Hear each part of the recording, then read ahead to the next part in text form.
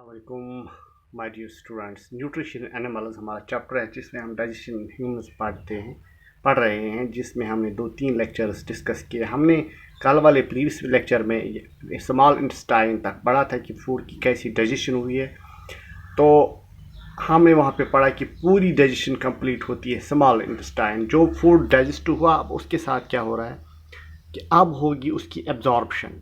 So the digested food can now pass into the blood vessels in the wall of small intestine। जो ग़िज़ा हज़म हुआ है, food digest हुआ, convert हुआ है स्मॉलर फूड मटेरियल्स में, वो अब चला जाता है फूड ब्लड वेसल्स में। किस साइड पे? In the wall of small जो स्मॉल इंटेस्टाइन के वॉल्स होते हैं वहाँ पे उस साइड से ये चले जाते हैं ये blood vessels में। The inner walls of the small intestine have thousands of finger-like outgrowths called villi।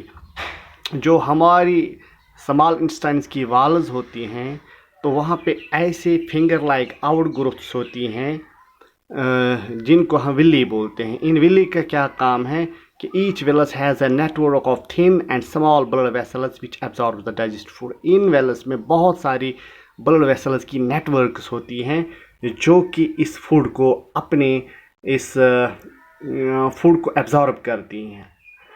सो यहाँ तक इस प्रोसेस को हम एब्जॉर्प्शन बोलते हैं। That is the food materials which pass into the blood vessels through the wall of small intestine through the sites of villus, which are the finger-like outgrowths in the small intestine, is called the absorption। इस process को हम absorption shorts में वनो इसकी use food material आसान small intestine में यह गसा ब्लड वेसलर मज स्मॉल इंटेस्टाइन के यमो वालो थ्रो, तो अथ प्रोसेस एब्जॉर्प्शन। इसके बाद हम पढ़ेंगे एजिमिलेशन। That is the absorbed food, that is the food material which has entered into the blood vessels। The absorbed food materials are transported via blood vessels to different organs of the body। अब ये चला जाता है food material, digested food into the body and to the different organs of the body। वहाँ पे क्या होता है which is used by the body, जो food अब readily available होता है for the body to utilize it। कुछ फूड का मटेरियल कन्वर्ट होता है प्रोटीन्स में जो कि बॉडी बिल्डिंग में इस्तेमाल होता है, और कुछ फूड जो है ग्लूकोज की सूरत में कार्बोहाइड्रेट तो डाइजेस्ट हुआ, अब ग्लूकोज की सूरत में है कि उसकी अब रेस्पिरेशन होती है, सेल्यूलर रेस्पिरेशन होती है, जिस प्रोसेस से हमारा जिस्म रिलीज़ करता है एनर्जी यानी ताकत, जो that very energy used by the body for the different activities, and this process is called assimilation। Assimilation is that process where we can say that absorbed food is incorporated into the cell components। अब ये जो food है ये हमारी sales का हिस्सा बन जाती हैं, हमारी बॉडी अब इस्तेमाल करती है अपनी बॉडी बनाने में, एनर्जी एक्टिविटीज़ में। तो इस प्रोसेस को हम एजिमिलेशन बोलते हैं, यानी पूरी तरह से जो ये फूड है हमारे जिस्म का हिस्सा बन जाता है, एजिमिलेट हो जाता है हमारी बॉडी में।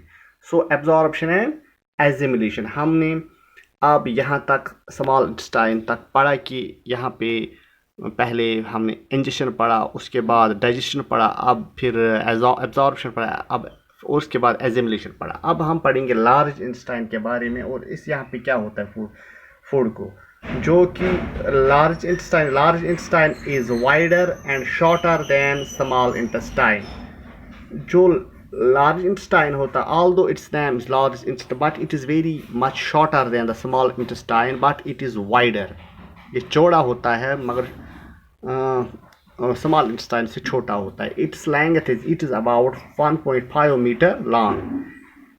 लार्ज इंटेस्टाइन में कोई डाइजेशन नहीं होती है, कोई ये नहीं होता। जो अनडाइजेस्टेड फूड होता है, यहाँ पे मैंने पढ़ा था the food that remains undigested and absorbed enters to the and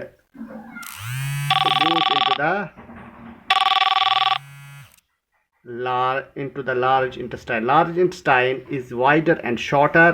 यहाँ पे क्या होता है कि जो इसकी फंक्शन ये है कि ये अनडाइजेस्टेड फूड से वाटर एब्जॉर्ब करता है एंड सॉल्ट्स एब्जॉर्ब करता है। तो जो ये फजला होता है, जो वेस्ट होता है, the remaining waste passes into the rectum and is removed from the body through anus. यहाँ पे मैं भूल गया और लिखना एनस, जो कि लास्ट वाली ओपनिंग होती है हमारी डाइजेस्टिव सिस्टम की, एलिमेंट्री कैनाल की। इस प्रोसेस को हम डाइजेशन बोलते हैं, यानी undigested food is excreted out through anus और undigested food is removed from the body through anus is called the digestion.